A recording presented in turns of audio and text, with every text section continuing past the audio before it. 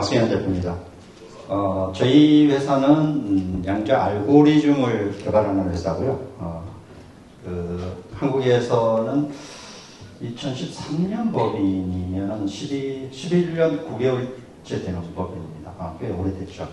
그래서 역사가 있는 만큼 리스크도 있고 리스크가 있는 만큼 더 이득도 있습니다. 저 왼쪽에 보시면은 양자 컴퓨터를 구름에다가 집어넣었어요. 왜 구름에다 넣냐면 아직까지 저희가 산업적으로 임팩트 있는 어떤 머신이 나와주지 않아서 산업적으로 사용할 수 있을 때 저 구름을 없애고 제가 다시 발표를 하겠습니다. 저희 회사는 아까도 말씀드렸던 2013년 법인이고요. 10년 전에는 모든 정치변도 그렇듯이 교수님들도 기초 연구를 시작했어요. 중첩이나 얽힘이나 그 정도의 작은 과제들을 시작했는데 10년이 넘다 보니까 머신이 나왔어요. 흔히들 얘기하면 애니악 수준의 머신이라고 하는데 머신이 나와서 지금 여러 가지 유스케이스를 만들고 있습니다. 오리엔텀 잠깐 설명드리면 2013년 법인이고요. 그리고 그 10년 동안 양자법이 한국에서 만들어졌고요. 양자법은 한국하고 그다음에 미국 둘밖에 없는 그런 법안입니다. 그래서 한국에서 양자법을 기준으로 해서 5년마다 양자에 대한 계획을 세워라 이렇게 나왔고요. 그리고 양자 퀀텀 코리아를 2번 했고요. 그 다음에 2019년도에 제가 사비를 들여가지고 퀀텀 산업 컨퍼런스를 한번 열어봤어요. 그때 이제 2019년이 어떤 의미가 있냐면은 구글이 양자 우위를 발표했던 그런 해입니다. 그래서 저희가 사비를 들여가지고 그러면 정치련이나 교수님들이나 산업에서 어떤 연구를 하고 있고 어떤 과제를 고민하고 있는지 한번 들여다봤고요. 거기서 이제 3가지 제안을 했어요, 정부한테. 하나는 협회를 만들어 달라. 산업에. 그 다음에 2번째는 산업이 같이 할 수 있는 과제들을 좀 만들어 달라. 그리고 3번째는 펀드를 하나 만들어 달라고 3가지 요청을 했는데 2개는 된 것 같아요. 양자산업협회가 만들어졌고요. 그 다음에 양자 1급 사업이라고 해가지고 5개가 만들어져서 지금 진행 중입니다. 그리고 이제 펀드는 아마도 내년에는 하나 만들어질 것 같고요. 그리고 서울시에서도 그다음 양자 정책 자문위원회를 하고 있고요. 세종시 자문 국가위원도 하고 있고요. 그리고 파스칼하고 제일 처음으로 외국인 회사하고 파트너십을 만들어서 저희는 지금 기후 예측이나 기타 등등 연구를 지금 시작하고 있습니다. 그리고 퀀텀 머신이나 클래시큐, 그러니까 이스라엘 기업이에요. 이쪽에 양자 알고리즘을 잘하는 기업입니다. 이쪽 기업하고도 파트너십을 맺었고요. 그 벤처 기업이고 저희 연구소가 있고요. 그다음에 QEDC라는 단체가 있습니다.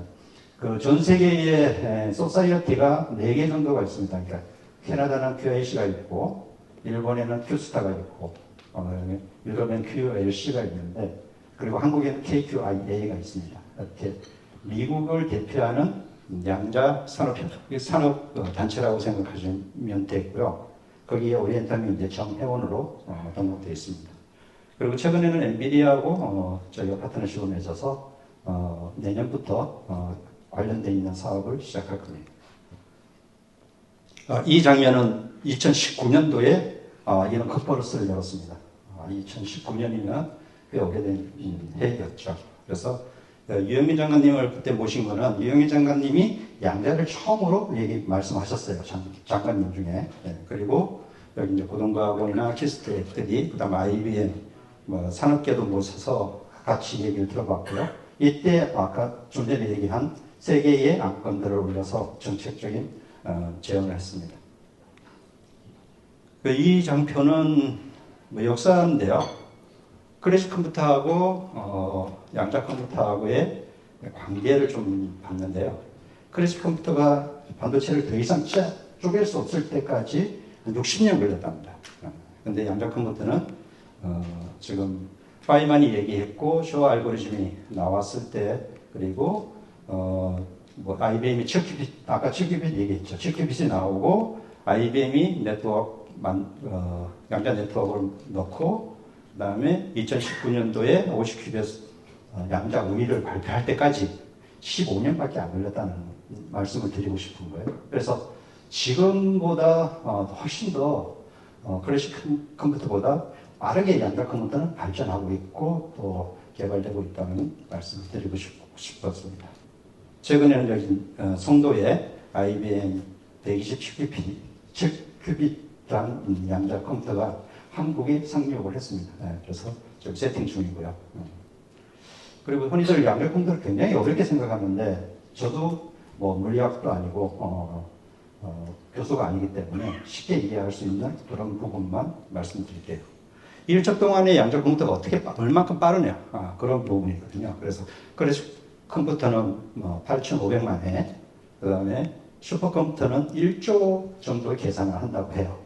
그런데 양자 컴퓨터는 양자의 성질, 뭐 아까 다들 들으셨지만 중첩이나 얽힘을 이용해서 2의 n성배로 이렇게 큰 금액으로 계산을 합니다. 2의 50승이 뭐냐면 아까도 얘기했듯이 클래식 컴퓨터보다 양자 컴퓨터가 훨씬 빠르다는 양자 우위를 발표했던 그 50큐빗이고요. 그 다음에 72큐빗이 이 정도의 계산을 하는데 이게 몇 경입니까? 47경인가요? 계산이 안 되죠. 127큐빗은 양자 컴퓨터가 지금 우리나라 상륙한 큐빗입니다. 그리고 2의 300성은 우주 전체의 중성자를 다 합친 숫자보다 크다고 합니다. 그리고 1121은 IBM이 현재 양자 컴퓨터를 로드맵에 1121 큐빗을 제안하고 있고요.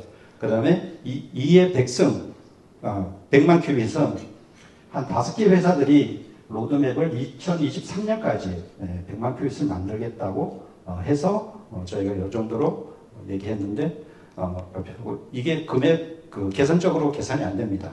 이렇게 이해해 주시면 될 것 같고요. 그럼 큐빗은 어떤 기준으로 이제 평가를 하냐 그런 부분이 있거든요. 스케일이라는 부분하고 퀄리티하고 스피드로 이제 보통 나누는데요. 큐빗의 수, 큐빗의 수로 이제 많이 나누고 있고요. 그 큐빗의 수의 비질리티, 이제 충실도가 어느 정도 되느냐 그 부분하고요. 그 다음에 서킷의 이제 속도나 깊이나 그 다음에 클라우드 접근성이나 이런 정도를 가지고 우리는 이 큐빗이 좋다, 나쁘다, 아니면 별로 안 좋다. 근데 이제 물리학자들이나 이런 분들은 뭐 99점 몇 프로, 98점 몇 프로 이렇게 나오고 있고요. 왕 큐빗은 얼마 나오고, 투 큐빗은 얼마 나오고, 뭐 이렇게 수치로 계산하고 있습니다. 그러면 양자 컴퓨터의 칩은 도대체 어떻게 생겼는지, 우리가 눈으로 한번 보고 싶어서 제가 만들어 본 거고요. 여기서는 대표적인 회사들이 양자 컴퓨터의 칩을 디벨롭하고 스케일업하고 만들어 가고 있습니다. 우리나라도 지금 크리스에서 이런 작업들을 좀 하고 있고요. 여기서 봤을 때 IBM이 좀 잘해주고 있죠. 5큐빗, IBM도 처음부터 잘한 게 아니라 5큐빗부터 시작했고요. 그 다음에 19년도에는 27큐빗, 20년대는 65큐빗, 21년 이제 127큐빗이 지금 송도에 세팅되는 그런 큐빗이라고 생각하고요. 그 다음에 2023년대 1124큐빗이 발표했고요. 그렇습니다. 다들 아시겠지만 아이론큐가 좋은 회사고 제일 처음으로 자본주의 국가에서 IPO를 한 그런 회사죠.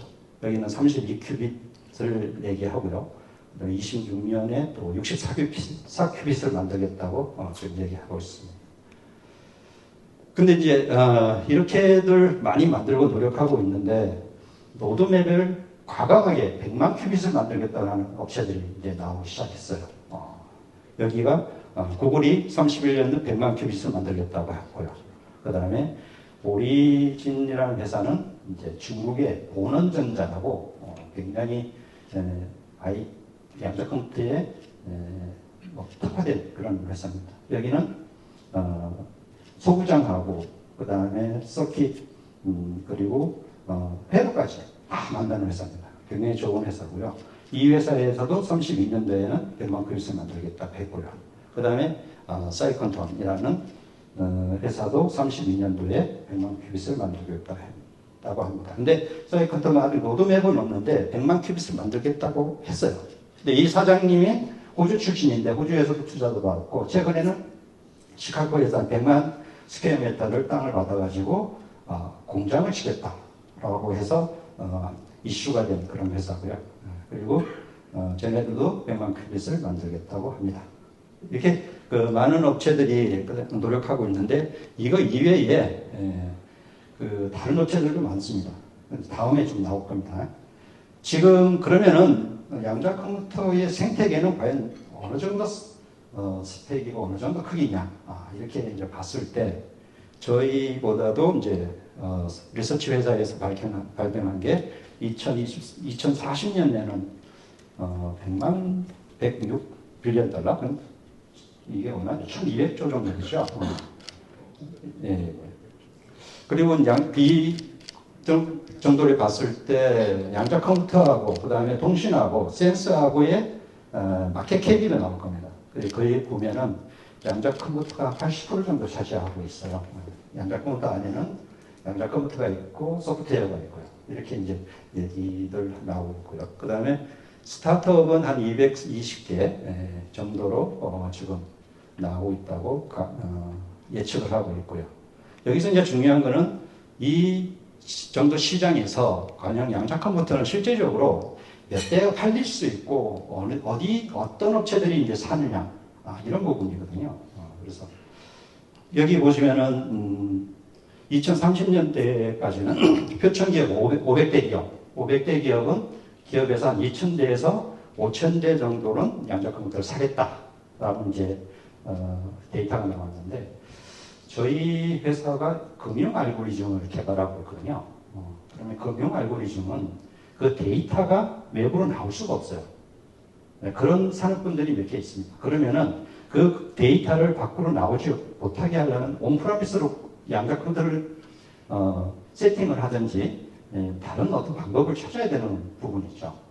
그런 부분에서 그 엔터프라이즈 기업, 또 다시 말해서 데이터를 보호할 수 있는 기업들, 그 다음에 디펜스 쪽이나 이쪽에는 양자 컴퓨터가 온프라미스로 있어야 된다는 그런 내용이 되겠죠. 그리고 뭐 클라우드로 연결할 수 있는 부분은 한계가 있을 겁니다. 그래서 2,000대에서 5,000대 정도 2030년까지는 양자 컴퓨터가 세팅되지 않을까라는 그런 이제 추측을 하고 있고 예측을 하고 있습니다. 이 시장에서 봤을 때 중요한 것은 34 빌리언 달러의 가보먼트가 투자가 되고 있고요. 그렇습니다. 이거보다 실질적으로 이거보다 좀 많습니다. 그리고 뒤에 보면은 이 장표는 저 심의를 키우신 장표입니다. 한 땀 한 땀 그린 거거든요. 이게 전 세계의 양자 컴퓨터 회사들은 다 있습니다. 하드웨어를 하는 회사들은 다 있습니다. 그래서 초전도라는 회사가 초전도는 물질도 만들어주는 회사 대표적인 게 구글도 있고 IBM도 있고 리게티, RPM, 그다음에 그 일본의 이화연구소도 있고 아까 얘기했던 중국의 보는전자, 그다음에 약간 다른데 언어링 방식인데 DAV라는 회사도 있고요. 그다음에 저희 이제 그리스도 이런 이제 초전도로 양자 컴퓨터를 만들고 있습니다. 그리고 이제 이온 트랩으로 만드는 이런 회사들도 있고, 그리고 이제 요즘 이제 아까 손 박사님이 얘기했던 포토믹이라는 그 물질도 만드는 그 콘델라, 그다음에 사이컨톤, 그다음에 제네도 그런 회사가 있고요.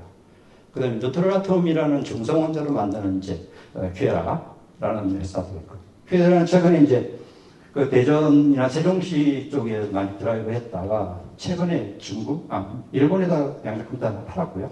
그리고 지금 이제 저희가 알고 있는 내용은 이태리하고 영국에 또 한 대씩 지금 팔 그런 어떤 그 내용이 있을 거라고 예상되고요. 그 다음에 파스칼은 또 저희 회사하고 처음으로 파트너십을 맺은 그런 회사고요.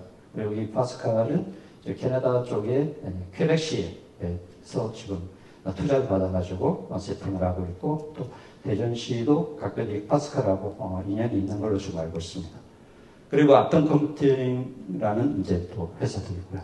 이 장표를 보는데 어떤 의미가 있냐면은 지금까지는 양자 하드웨어에 굉장히 몰입하고 투자를 하고 가고먼트도 여기서 시작했어요. 근데 진짜 이 양자 컴퓨터 이렇게 많이 만드는 회사들이 이 안에 뭘 넣을까라는 생각을 지금 이제는 그런 질문들을 하고 있습니다.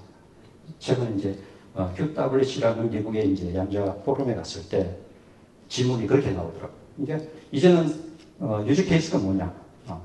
이렇게 많이 투자를 해뒀는데 뭘 연구하고 어떤 결과를 내놓을 것이냐라는 질문들이 이제 나오기 시작했습니다. 그래서 그 사이드에는 보면은 이제 엔비디아라는 회사가 있습니다. 엔비디아는 다들 아시겠지만 유명한 회사고요. 이 회사도 QPU를 이용해서 양자 컴퓨터보다 더 빠른 자기네들이 블랙웨어를 만들어가지고 양자 컴퓨터에 대항하겠다라고 지금 이제 고민을 하고 있는데 12월에 블랙웨어이 다 나온다고 했는데 아직 안 나오네요. 약간 늦어진 것 같습니다. 그래서 과연 그럼 얼마만큼 투자를 하고 있고 도대체 각 나라에서는 어떤 식으로 드라이브하고 있나를 보시면 될 겁니다. 2021년에는 31년 달러라는 이제 큰 금액을 투자를 하고 있고요. 2023년 팬데믹이 왔는데도 금액이 올라갔고요. 2024년도 마찬가지고 경기가 안 좋았는데 양자 컴퓨터에 대한 거버먼트의 이니시티브를 이용한 투자는 계속 진행이 되고 있습니다. 특히 주목해야 될 것은 뭐 미국을 기점으로 해가지고 유럽, 그다음에 프랑스, 그다음에 일본 이쪽 투자를 많이 하는 내용인데 숨어 있는 나라가 있습니다. 여기에 인도가 숨어 있습니다. 인도가 굉장히 투자를 많이 하고 있고요. 앞으로 올해나 내년에는 많은 어떤 그 결과가 논문들이 나오지 않을까 생각을 좀 하고 있고요. 한국은 다 아시다시피 이 정도 투자를 지금 하고 있는 상태입니다. 이 전체적인 내용을 봤을 때는 그렇습니다. 그러니까 퀀텀이 보통 데스밸리가 있냐라는 질문을 많이 하거든요. 저는 그렇게 이해합니다. 퀀텀 데스밸리가 없을 것이다. 왜냐하면 이런 기초적인 자금이 투자 자금이 다 국가 이니시티브로 내려와서 세팅되어 있기 때문에 밸리가 없을 거라고 저는 얘기하고 있습니다. 그래서 자신 있게 2025년도도 저희가 드라이브 할 거고요. 그리고 더 중요한 거는 이 자금들이 전부 하드웨어에 집중되어 있다는 거예요. 이제는. 그래서 여기 기초를 해서 이 자금을 기초로 해가지고 이제는 소프트웨어나 그 소부장 쪽으로 개발을 하고 그 다음에 더 스케일업 해야 되지 않는 생각을 좀 하고 있습니다. 그래서 요번에 이건 이제 보여드리는 거는 그 127큐빅 IBM 양자 컴퓨터가 송도에 세팅된 겁니다. 이 그림이 실제 그림이고요. 그 시스템 1이라는 내용이고요. IBM은 내셔널에 5대의 양자 컴퓨터가 나가 있습니다. 제일 처음에 독일에 나왔고요. 그 다음에 일본, 그 다음에 한국, 그 다음에 자국 내에 2개 있고 캐나다에 하나 있습니다. 이렇게 했고요. 그리고 이거는 IBM의 역사인데요. 2014년 3큐빗부터 시작해가지고 쭉 어떻게 32큐빗에 그 퀀텀 볼륨이 30이 나오고 53큐빗 이렇게 개발해 나가는 내용들을 정리했고요. 그리고 1386큐빗이 25년도에 그러면 4000큐빗이 2025년도 정도 나오지 않을까라는 생각을 좀 하고 있습니다. 그러니까 이 장표는 IBM의 전체입니다. 이 장표 하나면 이게 다 IBM이다라고 얘기하시는 거예요. IBM은 머신을 만들었어요. 퀀텀 시스템 1이라는 머신을 만들어서 그 IBM Q 익스플로러, 그러니까 온라인 플랫폼을 만들어서 키드킷, 그러니까 오픈 소스를 만들어가지고 세상에 풀었어요. 엔비디아가 26개 게임용을 오픈했듯이 양자 컴퓨터의 시스템 1, 다시 말해서 양자 컴퓨터를 연결해 줄 수 있는 모든 경로를 다 오픈을 해버린 거예요. 거기서 Q 멤버스라고 해가지고 IBM 양자 컴퓨터를 연구하는 회사들, 전 세계 회사들 리소스를 모으기 시작했고 모았고요. 소프트웨어 회사, 그 다음에 알고리즘 회사, 하드웨어 회사, 그 다음에 퀀텀 AI 회사까지 다 자기네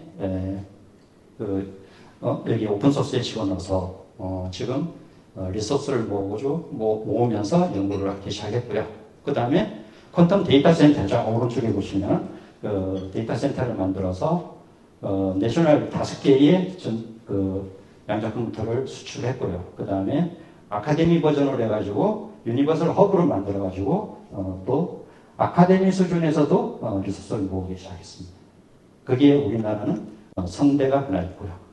이런 어떤 조직적이고 체계적이고 아주 전략적인 이런 스탠스를 갖는 게 IBM의 전략이고요. IBM 오픈소스는 바로 IBM의 발전하는데 1121 큐빗을 만드는데 굉장히 큰 영향을 준 그런 장표라고 생각하시고요. 그리고 최근에는 퀀텀 유틸리티라고 해가지고 이제 PDKit 이외의 미들웨어를 지금 또 개발하고 있습니다. 이렇게 전체적인 로드맵은 IBM의 로드맵이라고 생각하시면 되고요. 그래서 IBM은 이렇게 전 세계에 자기네 생태계를 만들어 나가고 있습니다. 그리고 대한민국은 이렇게 만들어 나가고 있습니다.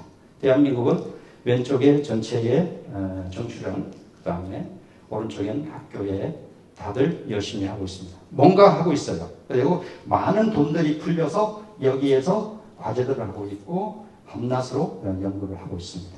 근데 여기에서 나오는 모든 리소스나 모든 과제나 모든 논문들이 저기에 내면이만 내후전 정도는 많이 나오지 않을까라는 생각을 하고 있습니다. 왜냐하면 돈이 풀린 게 과제 풀린 게 2년 전이거든요. 그렇게 보고 한국의 한국의 로드맵은 20큐빗을 올해 오픈하고요. 그다음 26년에 50큐빗, 30년에 1000큐빗 정도의 범용의 한국의 양자 컴퓨터를 구축 사업이 지금 진행되고 있습니다. 그리고 산업계는 이 정도로 지금 진행하고 있습니다. 산업계는 한국 양자산업협회 KQIA를 기점으로 해가지고 지금 85개 정도의 회사들이 컴퓨팅, 그 다음에 알고리즘, 그 다음에 소부장들을 개발하고 있고요. 연구하고 있습니다. 그러니까 대부분 퀀텀을 다는 회사는 아닙니다. AI에서도 넘어왔고, 반도체에서 넘어왔고, 그리고 다른 바이오에서도 넘어와가지고 양자를 들여다보고 있고요. 이런 부분들이 한국의 양자 생태계 산업에 어떤 좋은 영향력으로 되고요. 또 마중물이 되지 않을까라는 생각이 듭니다. 그래서 한국에서도 하드웨어에서 투자했던 내용들을 이제는 소프트웨어로 방향성을 바꿔야 됩니다. 그래서 이 기업들이 세계에 경쟁력이 있는 그리고 세계에 IP를 가질 수 있는 그런 회사들로 성장시킬 수 있을 겁니다. 아마 이 회사 안에서 한국의 IBM도 나올 것이고요. IBM도 나올 것이고요. 그렇습니다. 화학 쪽에 보면 오늘 좀 나중에 저 뒤에 발표할 휴노바의 이준규 대표도 여기에 있는데 아마 또 IPO를 해서 좋은 회사로 발전해 나갈 겁니다. 요거는 그리스 한국에서 양자 컴퓨터를 구축 사업입니다. 예, 구축 사업. 1단계 아까 잠깐 얘기했듯이 20큐빗 지금 시스템 구축 및 동작 시연을 했고요. 그리고 시스템 안정화하고 추가 약간 과제들을 지금 진행하고 있고요. 2단계에는 아까 말씀드렸듯이 50큐빗, 그 다음에 1000큐빗을 30년대까지 하고 있습니다. 여기서 이제 책임 연구하는 크리스의 이영호 단장님이 지금 진행하고 있습니다. 이 장편은 그렇습니다. 요즘의 큰 이슈가 AI인데 AI에서 너무 많은 전기를 너무 많은 리소스를 사용하기 때문에 양자 컴퓨터하고 어떻게 다르냐라고 이제 나사에서 지금 발표한 자료인데요. 클래식 컴퓨터보다 0.02% 정도밖에 파워가 안 들어간다는 거 이렇게 해서 그러면은 어떤 대안이 될 수 있지 않을까라는 생각을 하고 있고요. 여기에 이제 대응해서 엔비디아 같은 경우에는 뭐 아까 얘기한 블랙웨어를 지금 개발하고 있고요. 그래서 퀀텀 AI에는 100만 분의 1 정도밖에 파워가 들어가지 않는다라고 이제 생각하시면 되고요. 참고적으로 데이터 센터를 하나 만드는데 QPU가 32,000개 들어갑니다. 32,000개. 네. 그 정도 이제 되면 돈이 어느 정도 되는지 좀 알 수 있을 것 같습니다. 그러면 과연 이런 내용들을 가지고 이런 어떤 전 생태계나 이런 발전 로드맵을 가지고 산업에서는 뭘 할까, 어떻게 준비할까를 한번 고민을 해봤고요. 그래서 저희 이번 미션은 파이낸싱, 금융에 대해서 어떤 업체들이, 그 다음에 세계적인 업체들이 뭘 하고 있는지 한번 살펴보겠습니다. 여러 가지 양자 컴퓨터를 할 수 있는 도메인이 있는데요. 그 중에서 리서치 회사에서 얘기하는 이제 보안 쪽에, 그 다음에 재료 발견 그쪽에 이제 1등, 2등이고요. 그 다음에 세 번째 이제 파이낸싱. 파이낸싱에는 정량화된 데이터가 있다는 거죠. 그 데이터를 잘 활용하면은 좀 더 좋은 양자 이득을 볼 수 있다라고 이제 나와 있고요. 그 다음에 로지스트가 있고, 에너지도 있고, 배터리도 있고, 여러 가지 이제 도메인이 있을 수 있습니다. 양자 컴퓨터는 전에 그 발표자들이 많이 말씀을 하셨듯이 클래식 컴퓨터가 못하는 걸 양자 컴퓨터가 잘할 수 있다면 그 문제를 푸는 겁니다. 그런 입장에서 좀 이해해 주시면 되고요. 그러면은 전 세계에 금융회사들이고, 그다음 금융회사들하고 양자 컴퓨터 회사들하고는 뭘 하고 있는지 이게 장표입니다. 이게 전 세계에서 지금 금융을 이용한 양자 컴퓨터를 이용해서 뭘 하고 있는지 지금 나와 있는 거고요. 대표적인 거는 JP 모건에서 하고 이제 뭐 HSBC, 기타 등등 이런 회사들이 많이 나와 있고요. 그다음에 전체적으로 봤을 때 최적화, 그다음에 모델링 이쪽에 잘 하고 있고요. 그다음에 비용 관리, 리스크 매니지먼트 이쪽도 지금 많이들 하고 있고요. 그다음에 재무 데이터 모델링, 그다음에 주식 가격 변동, 그다음에 실시간 투자 관리, 그리고 제가 하고 싶은 건 FX입니다. FX라는 거는 여러분들 많이 이제 돈을 외국에다 보내보고 그럴 때 그 경로가 여러 단계로 걸쳐서 나갈 수가 있어요. 근데 그 최적화해서 나가면 수수료도 약할 수 있고 여러 가지 이제 대응을 할 수 있는데 개인보다도 하루에 외환 거래가 되는 전체적인 금액이 1,800조 정도 된답니다.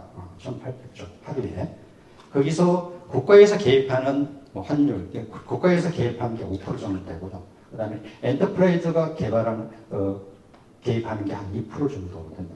그러니까 우리가 환율을 조금이라도 조정할 수 있다면은 기업이나 나라의 신용이 또 연관관계가 있는 겁니다.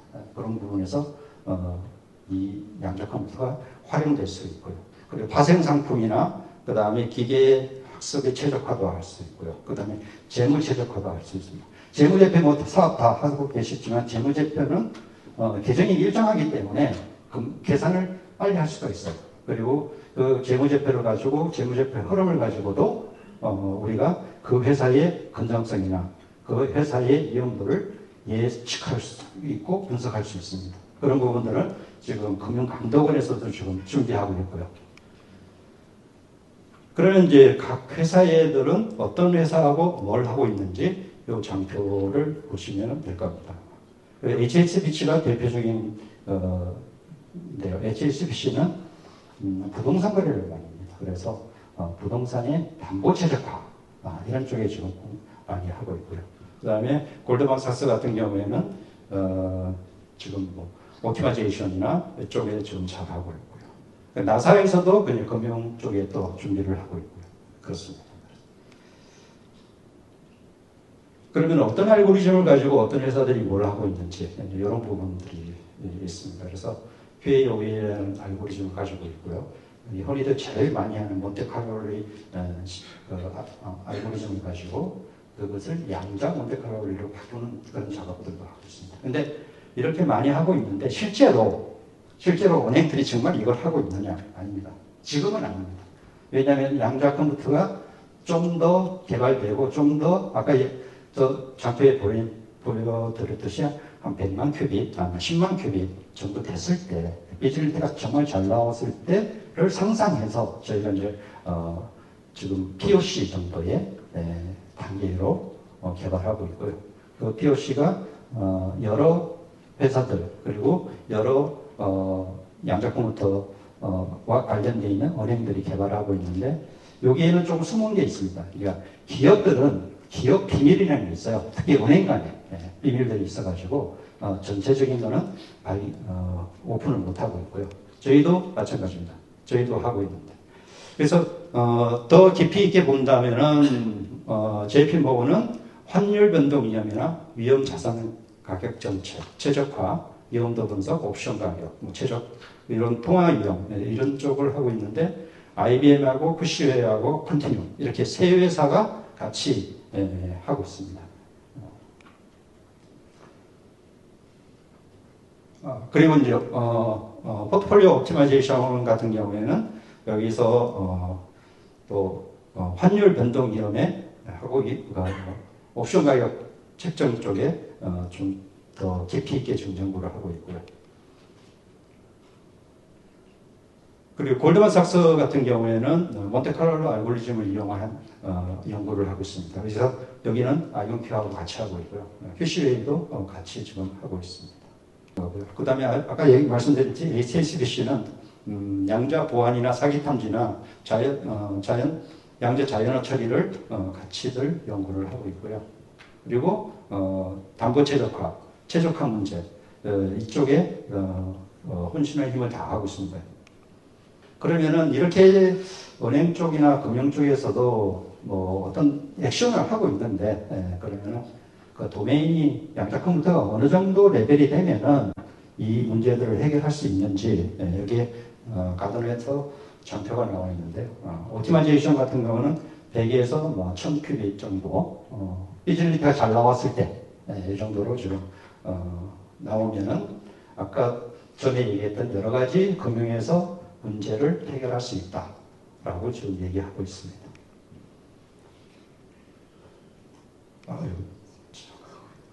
네. 그리고 요게 이제 금융 쪽에서는 마지막인데요. IBM에서 사기 탐지 부분을 모 은행하고 한번 돌려봤어요. 근데 깜짝 놀랄 결과치가 나왔어요. 이 5% 정도가 지금 부정거래가 있었다는 거죠. 내부적으로. 이런 부분들은 엄청난 겁니다.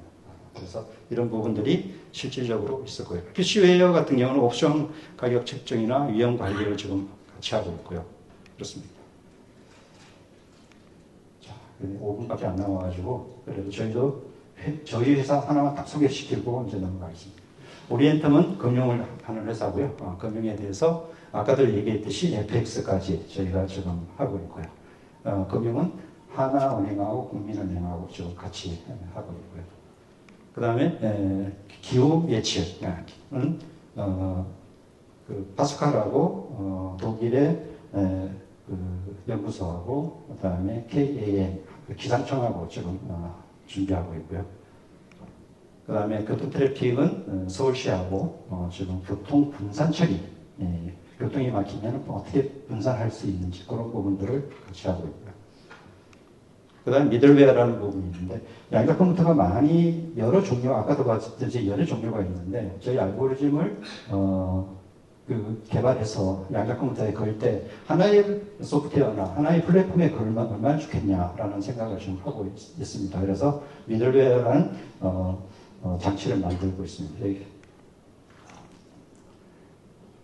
그리고 마지막에는 전기 그리드를 하고 있습니다. 전기도 생산돼서 어떻게 적절하게 어떤 방식으로 어떻게 분산 처리되는지 이런 부분들을 최적화해서 경로 최적화로 만들어서 양자 컴퓨터를 이용한 부분들을 고민하고 있습니다. 그리고 앞으로는 배터리도 그다음에 로직스, 그다음에 디펜스 쪽으로 만들어서 오리엔텀은 양자 소프트웨어 플랫폼을 만드는 게 목표고요. 아톰이라는 이 플랫폼을 만들 예정입니다. 그래서 이렇게 국민은행하고 하나은행하고 뭔가를 하고 있습니다. 저희가 열심히. 그리고 아까도 얘기했듯이 신용거래나 카드 사기 이런 것도 하고 있고요. 여러분도 다 계시지만 은행도 다 거래하고 계시잖아요. 그런데 은행마다 신용도가 다 다르지 않습니까? 그게 여러 가지 문제가 있듯이 깊게는 설명 못 드리지만은 그렇습니다. 근데 개인 신용들은 좀 그래도 이해할 수 있죠. 근데 기업들, 즉 다시 말해서 삼성이나 대기업들은 신용도 하나 떨어지는 데에 따라서 굉장히 많은 영향이 끼칠 수 있습니다. 그런 부분에서 신용평가에 대한 부분들도 양자 컴퓨터가 잘 할 수 있습니다. 그리고 뭐 사기 탐지나 그다음 이런 부분들도 할 수 있고요. 이런 이제 요건 이제 넘어가고요. 그래서 저희에서 잠깐 설명한 거는 그러면 이 금융 알고리즘이 어느 양자 컴퓨터에 잘 돌아가느냐 그런 부분들을 잠깐 이제 논문을 낸 부분인데 금융 쪽은 이게는 추론도 하고 이온 트랩을 가지고 실험을 했어요. 물론 뭐 큐비스는 좀 낮은 큐비스를 했습니다. 근데 이온 쪽이 좀 더 잘 돌아간다라는 결과가 나와서 뭐 장표를 넣어봤고요. 그리고 아까도 말씀드렸듯이 이런 이제 경로 우리가 올 때도 차도 많이 막혔지 않습니까? 그리고 갈 때도 막힐 겁니다. 이런 부분들을 예측할 수 있고요. 미리 알려준다면은 사회적 비용이 엄청나게 줄어들 겁니다. 교통체증으로 우리나라만 사회적 비용이 80조 정도가 사회적 비용이 든답니다. 거기서 대기업이 거의 한 80% 차지하고요. 그런 부분들을 양자 쪽에서 해결할 수 있을 것 같습니다. 그럼 이제 말씀드렸듯이 기후 예측이요. 기후는 지금 뭐 지상 데이터나 위성 데이터나 엄청난 데이터들이 많이 모으고 있습니다, 실제. 근데 이거를 바로 실시간으로 해석하는 거는 몇 프로 정도 될 것 같습니다. 3% 정도밖에 안 됩니다. 나머지 다 백데이터로 사용하고요. 근데 논문에 의하면은 양자 컴퓨터를 이용해서 해석할 수 있다면 35%까지 정도 지금 해석할 수 있다는 내용이 나와서 진행을 하고 있고요. 네, 전기 그림입니다. 전기가 생산되면은 한번 생산되면은 버리지 않으면은 보관할 방법이 없어요. 그래서 이 전기 그림을 잘 보관함보다도 적재 접수에 가장 빨리 보낼 수 있는 그런 방법들을 지금 고민하고 있고요. 이거는 저희만 하는 게 아니라 한전하고 에너지 기술원하고 그다음에 캘거리하고 이쪽 회사들하고 지금 국제 협력 프로그램으로 지금 진행하고 있습니다. 양자 컴퓨터가 전기 그리드에 미치는 영향은 퀀텀 옵티마이제이션이나 퀀텀 밸런싱이나 퀀텀 시뮬레이션, 퀀텀 모니터링, 퀀텀 인터그레이션까지 영향을 미칠 수 있는 그런 내용으로 진행하고 있습니다.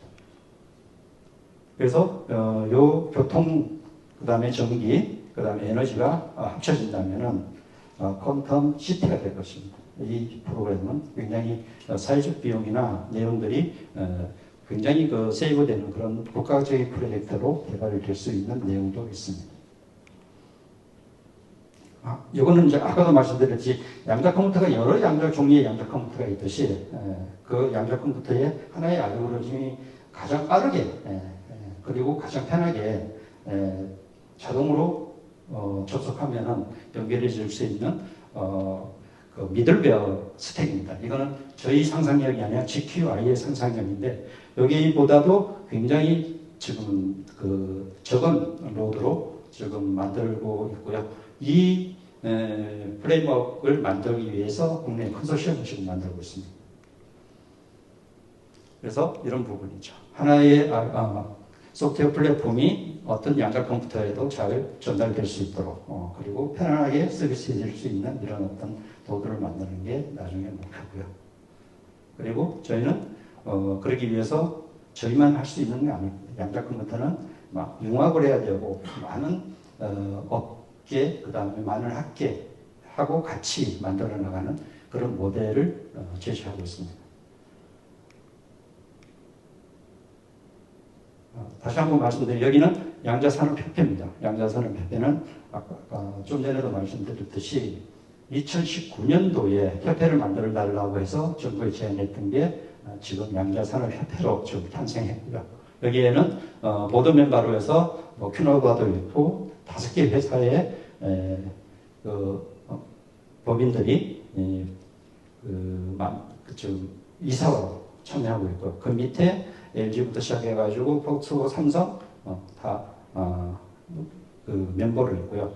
85개의 양자만 하는 그런 회사로 지금 정의양을 받고 있습니다.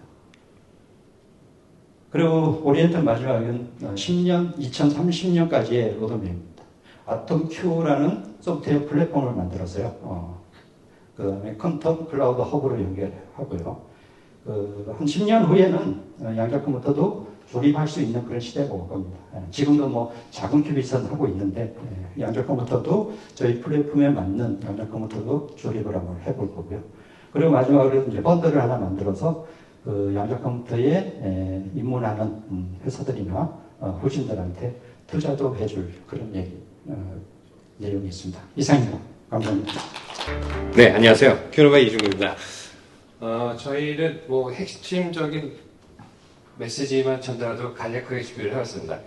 저희 그 양자 컴퓨터가 왜 산업화가 될 수 있을까를 생각해보면 가장 근본적인 밑발을 깔고 있는 것은 현재 컴퓨터가 하지 못하는 무엇인가를 양자 컴퓨터가 해내야지만이 실제로 산업화가 진행이 되는 그런 선결 조건이 지금 있습니다.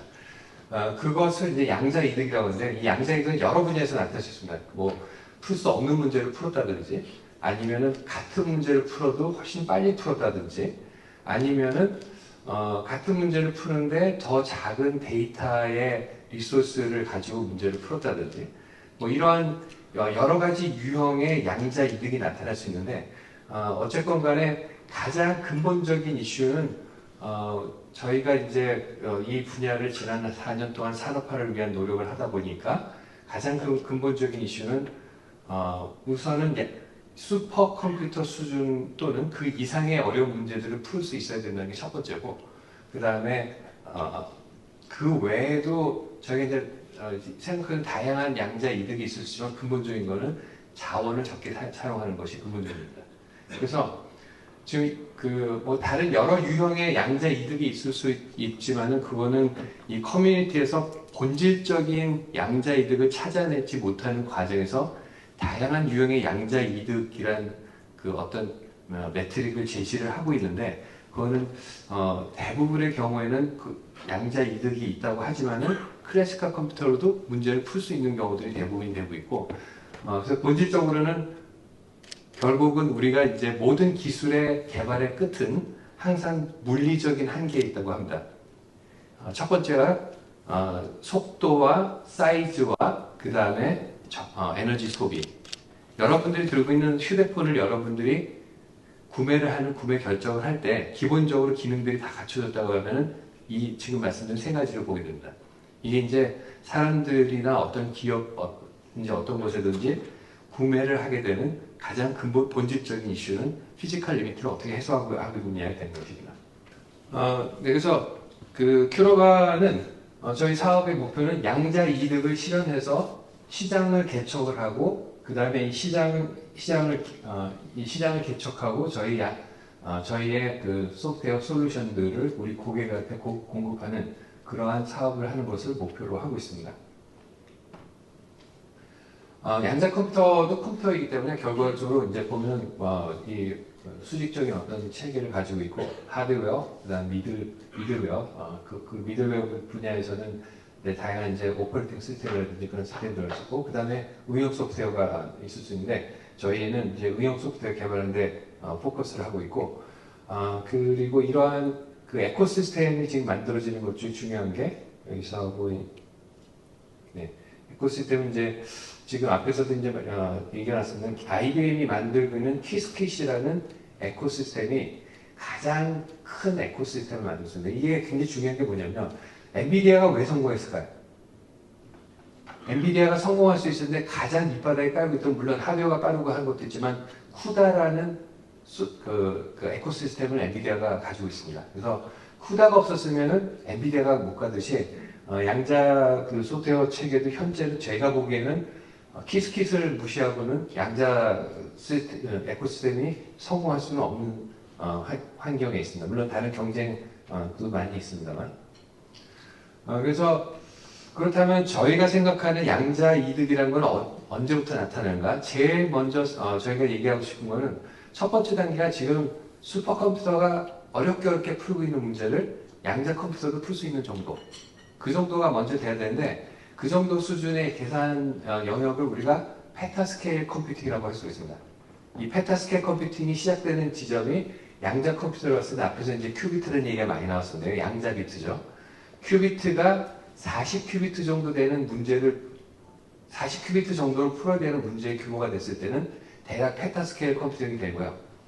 여기서 이제 조금 더 발전하면 60큐비트 정도 되는 문제로 들어가게 되면은 이 이상은 이제 슈퍼컴퓨터는 감히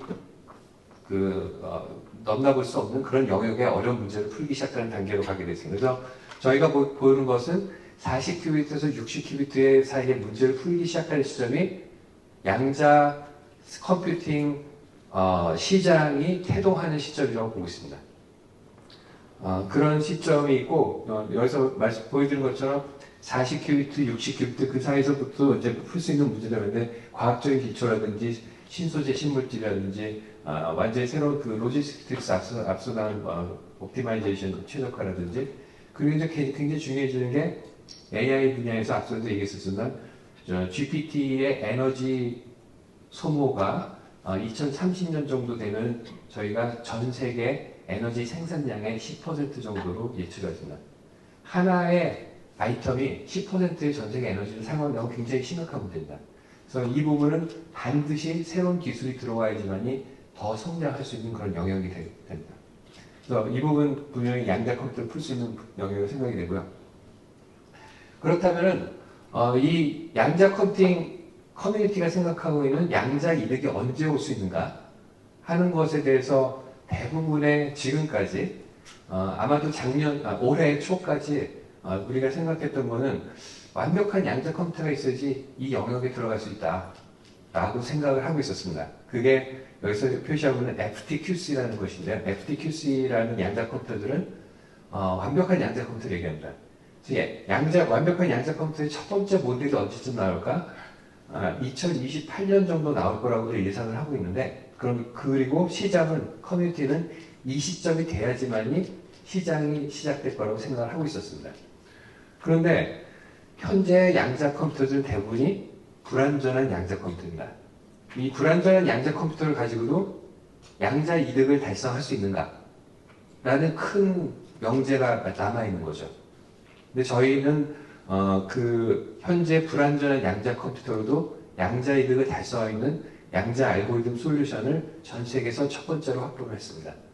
저희만이 확보를 했다고 주장하는 게 아니라 여기서 보시는 것처럼 저희 POC가 IBM이라든지 IonQ, IQM, AQT 하드웨어 회사들에서 저희 알고리즘 다 실제로 돌려보고 그런 저희가 얘기할 수 있는 양자 어드밴티지 달성 여부에 대한 확인을 하고 있습니다. 그리고 이제 엔드 유저 중에는 일본의 밀켄 연구소가 저희와 같이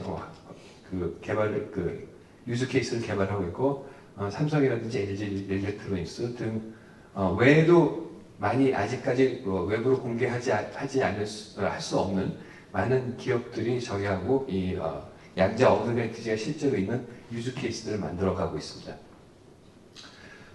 저희 유즈 케이스 어떻게 나오냐면 첫 번째가 이제 저희가 갖고 있는 알고리즘이 양자 화학 문제를 푸는 문제인데 양자 화학 문제는 여기서 보시는 것처럼 정확하게 문제를 풀어야 되는데 그게 뭐냐면은 화학적인 반응이 계산으로 예측이 될 수 있어야 되는데 이 화학적인 사온 상태에서 화학 반응을 정확하게 예측하기 위해서는 에너지 계산의 정확도가 1.6mH 나와야 되는데 이것을 양자 컴퓨터에서 처음부터 끝까지 계산해서 달성한 것은 저희가 처음입니다.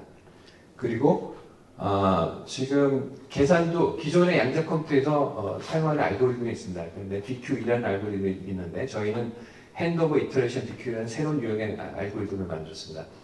근데 여기서 보면 과거에 BQ 알고리즘하고 비교를 하면 속도도 한 1000배 정도 빠릅니다. 과거의 BQ 알고리즘이 한 10년 동안 이 양자 컴퓨팅 분야의 천재라는 분들이 한 10년 동안 연구를 했던 컴퓨터 연구를 했던 내용들이 정확한 답도 얻기 어려워서 포기를 해야겠다는 그런 프러스트레이션을 갖고 있고 그다음에 계산을 해가지고 너무 시간이 오래 걸려서 걔는 답도 안 나오는 상황인데 저희 알고리즘을 새로 도입해서 속도도 한 10분, 20분 만에 정답이 그러니까 몇 날 며칠 양자 컴퓨터를 돌려도 답이 안 나던 그 해답들이 저희 알고리즘에서는 불과 10분, 20분 만에 답이 나오기 시작했습니다. 그래서 그렇기 때문에 저희가 지난 퀀텀 코리아에서 현장에서 이 그 관람자들에게 실시간 데모를 했습니다. 그러니까 실시간 데모를 할 수 있는 것도 빠르고 정확했기 때문에 실시간 데모를 할 수가 있었고 이러한 데모를 할 수 있었던 것도 전 세계에서 처음으로 데모를 했습니다. 여러분들이 보시는 앞에서 말 몇 마디 나누다 보면 계산된 결과가 눈앞에서 찍혀서 답이 나오는 그런 현장을 저희가 관람객들에게 보여드렸습니다. 그래서 지금 현재는 현재 한 60큐빅 수준의 문제를 풀기 시작했고요. 그래서 이거 이제 문제를 저희가 그 구글이 2019년에 퀀텀 수프리머시가 됐다고 발표를 했을 때 발표했던 그 소프트웨어가 무엇이냐면 난수 발생됐습니다. 그러니까 여기는 버튼 누르면 난수가 나오는 그 하나밖에 못하는 알고리즘이었고 그걸 갖고는 실제로 유즈 케이스라고 할 수가 없었죠. 근데 저희는 유즈 케이스라고 했을 때 문제를 우리가 뒷가리 해주고 분자의 모양을 다르게 만들어주고 조건을 다르게 만들어주고 그거에 맞는 에너지 값을 구하는 그런 그 아주 유용한 그러한 그 알고리즘을 저희가 개발을 해서 진정한 퀀텀 어드밴티지가 있는 유즈 케이스를 만들었다고 저희가 인정을 받고 있습니다. 여기서 보여드린 건 얼마나 정확하게 계산하는가. 앞서서 예를 들어서 IBM하고 그 어디였죠? 폭스바겐이었나요? 저기 벤츠, 머시디스하고 같이 연구를 한 게 그 리튬 설퍼 계산을 하고 있었죠. 예. 저희인데 거기서 이제 한 10큐빅 미만의 수준으로 계산을 하고 있었는데 그것도 양자 컴퓨터에서 답이 잘 안 나오는 그런 계산을 하고 있습니다. 저희는 보시는 것처럼 리튬 설퍼, 리튬 황에 들어가는 재료들을 20큐빅 수준에서 정확하게 답을 구하는 계산을 하고 있습니다. 양자 컴퓨터 바탕으로. 더 큰 분자도 풀 수 있습니다. 프로틴에 붙어있는 약물질, 리간드라고 하는데요. 단백질과 리간드가 얼마나 정확하게 결합 에너지를 갖고 화합물이 형성되는가에 대한 계산도 정확하게 할 수가 있고요. 그 다음에 그래서 저희가 보는 마켓은 양자 컴퓨터의 모든 영역에 저희가 생각하는 마켓이 아니라 이제 이런 과학적인 계산들을 하는 부분만 저희가 뽑아놓고 본다고 하면은 이 분야의 컴퓨팅 마켓은 대략 한 10조 원 정도가 되는데 이 중에서 그 문제 유형이 양자 컴퓨터를 도입할 수 있는 문제 유형, 그 다음에 또 다시 저희 알고리즘을 도입할 수 있는 그런 문제를 봤을 때 현재 2030년 정도 되면 대략 한 5천억 규모의 시장이 형성된다고 하는데 이 영역은 저희 알고리즘으로 잘 풀 수 있는 영역의 시장의 규모를 그렇게 보고 있습니다. 지금 이제 경쟁을 보여드리겠습니다. 이게 에코시스템인데요. 하드웨어 사도 있고 중간 미들웨어 사도 있고 그 다음에 애플리케이션 사도 있고 이 회사들이 대체적으로 지금 에코시스템을 잘 포진을 하고 있습니다. 그렇기 때문에 저희가 오늘 드리는 메시지 중에 가장 중요한 게 뭐냐면 양자 컴퓨터 시장이 태동할 수 있는 시점이 28년, 30년이 아니라 이제 25년, 26년으로 당겨졌다는 그 메시지를 드린 게 가장 중요한 메시지고요. 그러기 위해서 그러한 그 솔루션도 나오기 시작했고 뿐만 아니라 그것을 실제로 산업할 수 있는 에코시스템도 갖춰졌다는 것을 이 장표에서 보여드리고 있습니다. 네, 여기까지 감사드립니다. 네, 안녕하십니까. 저는 한국에너지기술연구원 책임 연구원 유승환입니다. 사실 저는 이 양자 산업에 대해서 좀 새내기인데 몇 개월 전에 정석 박사님하고 처음 뵀을 때 이 양자 산업에서 이 에너지 분야에도 이제 양자 산업이 절실하게 필요할 때가 올 것 같다라고 말씀해 주셨을 때 대학생처럼 다시 양자역학을 공부해야 되나 뭐 이런 생각도 들었습니다. 뭐 한 몇십 년 동안 손을 놓고 있었던 분야인데 여기 앞에 계신 박성현 대표님이랑 얘기했을 때 좀 그런 생각이 들었습니다. 양자 컴퓨터가 어떻게 작동되는지는 몰라도 뭐 미래에 뛰어난 컴퓨터라고 하면 우리 분야에서 그냥 우리가 그 퍼스널 컴퓨터 쓰듯이 그냥 사용해서 우리의 이득을 얻을 수 있으면 좋을 것 같다. 뭐 이런 생각에 좀 여기 계신 전문가분들보다 좀 늦게 시작했지만 좋은 자리를 마련해 주셔서 일단 감사의 말씀을 드리고요. 세계 에너지 포럼 그 신기후 체제 출범 이후에 각 부분 아무래도 탄소 배출, 온실가스 감축량의 목표를 몇 년 내에 줄인다. 뭐 이런 목표를 세우고 열심히 노력하고 있습니다. 그런 노력으로 뭐 에너지원에 대한 변화, 뭐 정책에 대한 변화, 제재 뭐 이런 것들을 굉장히 많이 발표를 하고 진행하고 있는데요. 그러한 기조 바탕으로 해서 이 에너지 기술은 뭐 전기자동차의 확대, 뭐 PV, 즉 솔라셀 이런 거의 확대, 에너지 저장 시스템의 확대 뭐 이런 것들이 뭐 확대되고 있습니다. 이런 것들이 확대되면 기본적으로 IoT나 뭐 ICT 기술, 뭐 AI 기술들이 병행해서 이제 발전을 하게 되어 있고요. 그 다음에 또 PV나 뭐 ESS 이런 걸 통해서 분산 전원의 확대입니다. 여기 이제 큰 발전소가 있고 거기서 우리가 이제 에너지를 끌어다 쓴다. 뭐 이런 개념보다는 분산 자원 여러 군데에 있는 자원들을 우리가 생산해서 쓰고 또 뭐 우리가 생산된 우리 집에서 생산된 거를 또 여기 발전소에다가 주고 뭐 이런 개념이죠. 그래서 어쨌든 이 전력 시장의 변화는 이 수요 반응, 그다음에 프로스모 활성동으로 여러 가지 비즈니스 모델들이 만들어지고 있습니다. 그래서 우리가 기존에 알고 있던 에너지, 석유를 이렇게 딱 불 붙여서 따뜻하게 하고 전기를 만들어서 전기를 사용하고 이런 에너지의 관점보다는 여러 가지 키워드로서 미래 에너지를 표현할 수가 있습니다. 이 그림은 인터넷에 그냥 찾은 건데 가스식, 그러니까 뭐 가스나 오일을 운송하는 배들의 움직임을 이렇게 포인트로 찍은 거라고 합니다. 여기서 에너지를 저는 어떤 관점으로 봤냐면 물류의 관점으로 봤습니다. 이제 미래는 그냥 뭐 석유를 우리가 많이 갖고 있고 뭐 가스를 많이 갖고 있고 이런 것보다는 얼마나 효율적으로 에너지를 주고받고 이런 네트워크, 에너지를 어떤 디지털화되어 있는 네트워크로 보고 우리가 이걸 어떻게 관리하느냐가 중요해질 것 같다라고 생각을 했습니다. 물론 현장에서도 이제 보일러가 고장나면 직접 내려가서 어디가 고장났는지 이렇게 보지 않는 시대가 됐습니다. 이제 컴퓨터에서 보일러가 어디가 고장났구나 이렇게 이제 알 수 있고 그래서 여기를 고쳐라 라고 하는 이제 디지털 시대가 되었습니다. 그래서 그러면 우리나라에서 거의 유일하게 그 원자력을 제외하고 에너지 관련된 연구를 하고 있는 에너지기술연구원에서는 주요 어떤 연구들을 하고 있는지를 먼저 이제 말씀드리겠습니다. 수소 아주 요즘 유망하죠. 수소에서는 뭐 어떻게 수소를 만들어내느냐, 뭐 그 수소를 만들어내는 화합물들은 어떤 거냐 이런 분야들이 굉장히 수소를 어떻게 저장하느냐 뭐 이런 부분들이 있습니다. 그리고 태양, 그다음에 풍력, 뭐 배터리 이런 부분도 열심히 연구를 하고 있습니다. 저는 에너지 ICT 연구단으로서 주로 요 에너지 ICT 쪽을 많이 연구를 하고 있습니다.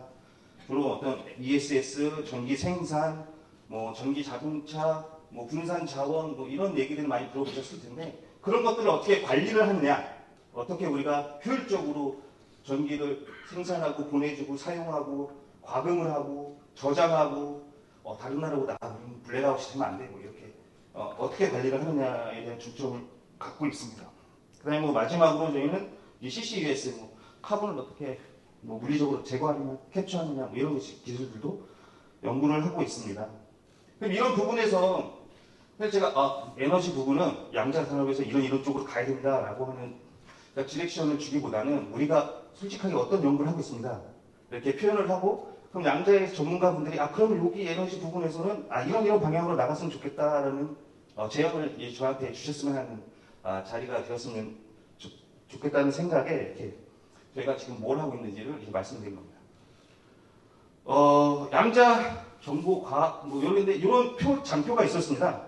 그 에너지 부분에서는 이제 원자력을 제외하고는 어느 부분에서 많이 사용할 수 있을까? 역시 뭐 여기 배터리나 아니면 뭐 수소, 뭐 하이드로젠 에너지나 이런 쪽에서 배터리얼 사이언스를 어떻게 시뮬레이션하고 어떤 구조적으로 만들고 이런 부분도 되게 중요할 거라고 보이고 있고요. 이제 컴플렉스 에너지 시스템은 우리가 고전적인 에너지 시스템의 에너지 디스트리뷰션, 즉 에너지 분배나 이런 거, 신재생의 에너지 분배 이런 것들을 얼마나 복잡한 에너지 시스템을 개선할 수 있느냐. 그 다음에 전기. 전기 자동차 아마 거의 첫 메인 방향을 정할 수 있을 것 같은데요. 향후에는 에너지를 거의 대부분 전기화한다라고 이제 보고 있습니다. 그래서 우리 대부분 에너지는 그냥 전기화된 에너지. 그러니까 뭐 EHP도 그렇고 뭐 난방, 냉방, 뭐 급탕 이런 것들 다 전기로 이제 사용을 하게 될 수도 있고요. 자동차도 전기 자동차가 많이 보급되면 석유를 넣지 않고 그냥 집에서 다 모든 사람들이 다 충전하면서 되겠죠. 그러면 우리는 대부분의 에너지는 다 전기를 사용하게 될 겁니다. 그리고 그거를 분배해주고 운영하고 하는 인프라스트럭처를 어떻게 최적화할 수 있느냐, 어떻게 로스를 줄일 수 있느냐, 어떻게 필요한 부분에 잘 갈 수 있느냐 이런 부분들도 적용될 수 있을 거라고 봅니다. 물론 에너지를 하시는 분들은 이렇게 생각합니다. 양자 컴퓨터에 대해서 잘 모르시는 분들은 그냥 빠른 컴퓨터 아니냐?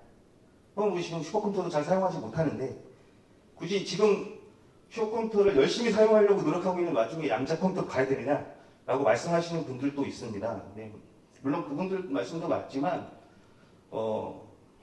단순하게 생각하면 뭐 동일한 성능이라고 하면은 미래 기술을 사용하는 게 좀 더 낫다고 생각을 하기 때문에 어떻게 보면은 이 양자 컴퓨터가 국가적이나 전 세계적인 트렌드가 된다라고 하면 처음부터 이 양자 컴퓨터로 전환하는 그런 노력도 기울여야 되지 않나 생각을 하고 있습니다. 양자 컴퓨터가 에너지 부분에서 어떻게 뭘 줄 수 있느냐? 그러니까 되게 복잡한 문제들을 우리는 쉽게 해결할 수 있다. 단순히 요거 하나만으로 저는 굉장히 이득이라고 보고 있습니다. 우리 뭐 예로 들면은 지금 요 건물 안에서도 굉장히 많은 에너지들이 왔다 갔다 하는데 이거를 시뮬레이션 하려면 굉장히 많은 컴퓨팅 리소스가 필요한데 국가적으로 이런 건물들이 엄청나게 많고 에너지를 엄청나게 많이 사용하는데 그것들을 동시대적으로 시뮬레이션 하려면 굉장히 어렵다. 굉장히 복잡하다. 내 양자 컴퓨터가 이걸 해결해 줄 수 있으면 우리는 사용하는 게 낫다라고 생각을 하고 있습니다. 그래서 스마트 그리드 이 부분에서의 어떤 뭐 카테고리 1, 2는 크게 신경 쓰지 않으셔도 되지만 뭐 폴트 매니지먼트 우리가 신재생 에너지를 통해서 발전을 하고 있는데 어딘가 하나 고장이 났으면 그 고장을 매니지먼트 해야 되는 그런 부분들 어디가 고장 났는지 언제 고장 났는지 얼마큼 고장 날 것인지 이걸로 인해서 그리드가 어떻게 운영될 것인지 뭐 이런 것들을 복잡하게 하는 거죠. 그 다음에 뭐 사이버 시큐리티 우리가 에너지를 막 이동하고 있는데 다른 데에서 그걸 접속해가지고 빼가거나 할 수 없는. 그 다음에 릴라이어빌리티 우리가 안정적으로 공급해줘야 되고 그 다음에 뭐 발전소 이런 것들을 뭐 제어할 수 있어야 되고 그 다음에 뭐 여러 가지 이런 부분들을 적용할 수 있을 거라고 보고 있습니다. 뭐 요거는 여기 계신 분들이 더 잘 아시겠는데요. 뭐 어떤 언소치되어 있는 자료에서 뭔가 빨리빨리 꺼내서 뭐 뭔가 이렇게 스페셜한 아이템들을 얻어내는 무슨 옵티마이제이션이나 이런 뭐 알고리즘인데 제가 이거를 넣은 이유는 고전적인 계산 방법에 데이터를 많이 사용하고 계산을 많이 하는 것보다 양자 컴퓨터를 하면 좀 더 작은 걸로 빨리 할 수 있다라는 거를 말씀드리고 싶었고요. 여러 가지 알고리즘들이 스마트 그리드 어플리케이션에 사용될 수 있다라고 발표가 되고 저도 이렇게 동일하게 생각하고 있습니다. 여기서 스마트 그리드라는 말 딱 없애버리면 그냥 일반적인 양자 컴퓨팅의 알고리즘 중에 하나입니다. 그래서 에너지는 단순히 그냥 뭐 미래에 가서 양자 컴퓨터를 사용하면 우리가 에너지니까 에너지 특화되어 있는 알고리즘을 개발해야지 뭐 이런 생각보다는 기존의 양자 컴퓨터를 하고 계시던 분들과 같이 협업을 해서 필드에 적용하는 게 훨씬 낫다라는 생각을 갖고 있습니다. 첫 번째로 여기 NREL입니다. 미국 재생에너지연구소인데 여기에는 이 RTDS 리얼타임 디지털 시뮬레이션하고 뭐 이런 실증 단지들이 막 있습니다. 저희 연구소에도 이런 것들을 구현해 놨습니다. 근데 이제 NREL은 뭐가 다르냐? 기존의 어떤 시스템에서 쿼텀 컴퓨터를 적용하기 시작했습니다. 아톰 컴퓨팅이랑 이제 RTDS랑 같이 들어가서 뭐 퀀텀 윈도우 루프라는 어떤 특정한 시뮬레이션 프레임워크를 만들어서 양자 컴퓨터를 도입해서 얼마나 더 빠르게, 얼마나 더 정확하게, 얼마나 더 복잡한 문제들을 해결할 수 있느냐.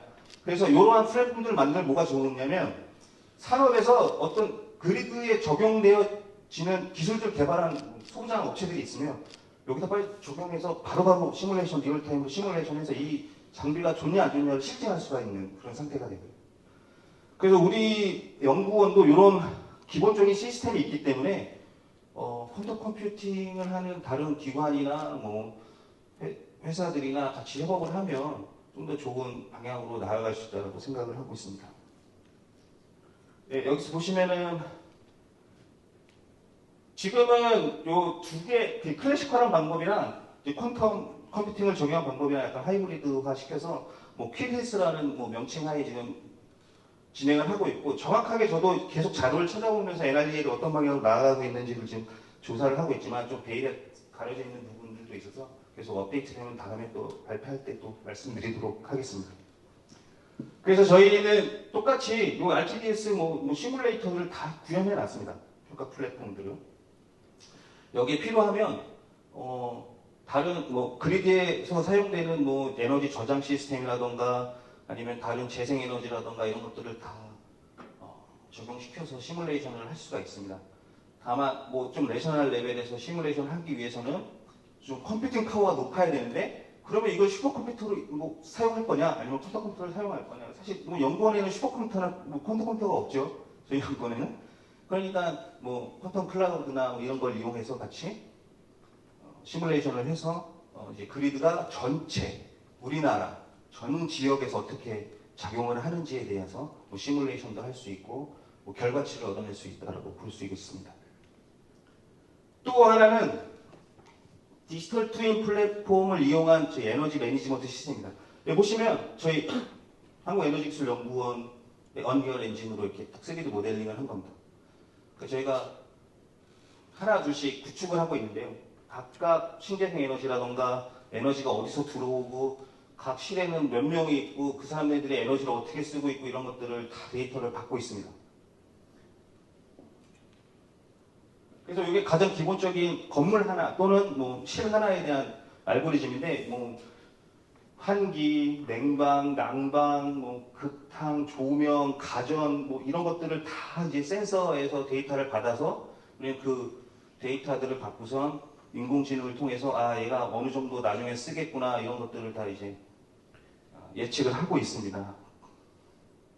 그리고 또 하나 여기서 중요한 것 중에 하나는 저 웨더 포캐스팅도 되게 중요한 요소 중에 하나입니다. 우리가 에너지를 많이 쓰냐, 적게 쓰냐 이런 것들은 바깥에 날씨가 덥냐 춥냐 이것도 굉장히 크리티컬하게 여기기 때문에 저 얼마나 정확한 날씨를 예측하느냐도 되게 중요한 팩터 중에 하나입니다. 여기 보시면 이게 다 디지털 데이터 베이스입니다. 그래서 요걸 다 계산을 해야 되는데 어느 순간에는 저희 연구원에 요 한 4개 정도를 구축했는데 하루 1분에 한 2만 개 정도 저희가 데이터 처리를 하는데 하루 되면 한 50만 개? 근데 요 전체 건물들을 하게 되면은 몇백만 개를 하루에 처리를 해야 되는 상황이 발생되고, 그러면 과연 슈퍼컴퓨터로도 될 수 있을까? 그 전에 보셨던 그런 3D 엔진까지도 돌릴 수 있을까라는 걱정도 들긴 합니다. 예, 보시는 바와 같이 엄청나게 많은 데이터들, 이건 이제 포인트 하나별로 이렇게 엄청나게 많은 데이터들이 들어오고 있고요. 그래서 이러한 어떤 디지털 트윈 기반으로 해서 전국 또는 그러니까 전 나라 전체에 어떻게 우리가 에너지 그리드라던가 환경의 리스크라던가 이런 것들을 시뮬레이션하고 경고를 주고 대책을 세우고 이럴 수 있을까라는 플랫폼입니다. 기본적으로 저희는 국토지리정보에서 지리정보가 다 있습니다.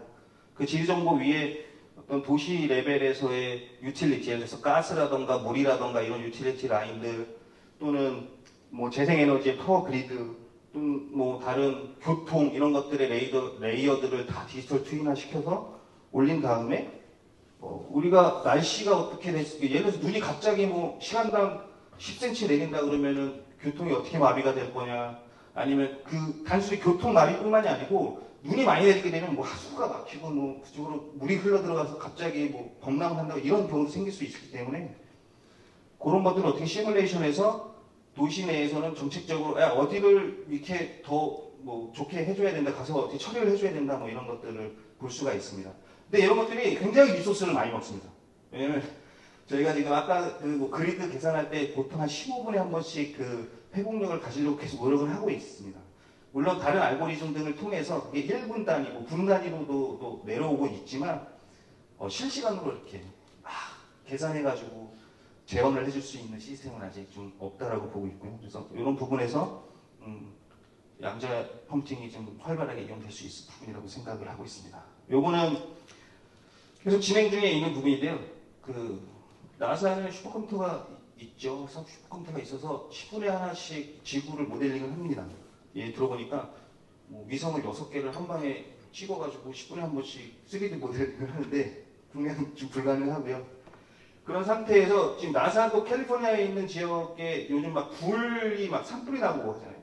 그거를 실시간으로 디텍션을 하고 어디로 얘네들이 불이 이동하고 가스 유독 가스들이 이동하고 이런 것들을 예측하고 그 경보 단계들을 주어서 뭐 소방서에서 어떻게 대응하고 이런 것들을 굉장히 중요하게 여기고 있거든요.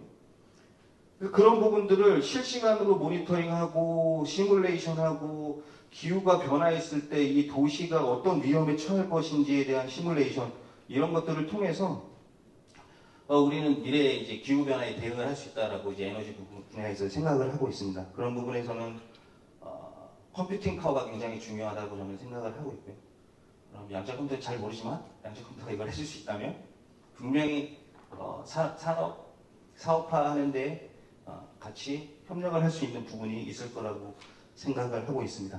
네, 아직 에너지 부분에서 사용하겠다고 막 발벗고 나서는 사람들은 사실 별로 없습니다. 시기상조라고 좀 생각을 하고 있는데 그럼에도 불구하고 누군가는 뭐한 발짝씩 같이 나아간다면 지금 양자 컴퓨터를 미국으로 따라가자고 하는 이런 기조에 맞춰서 에너지도 양자 산업에서 다른 산업, 금융이나 이런 것 따라가듯이 정상 궤도로 올려놓을 수 있을 거라고 생각하고 있습니다.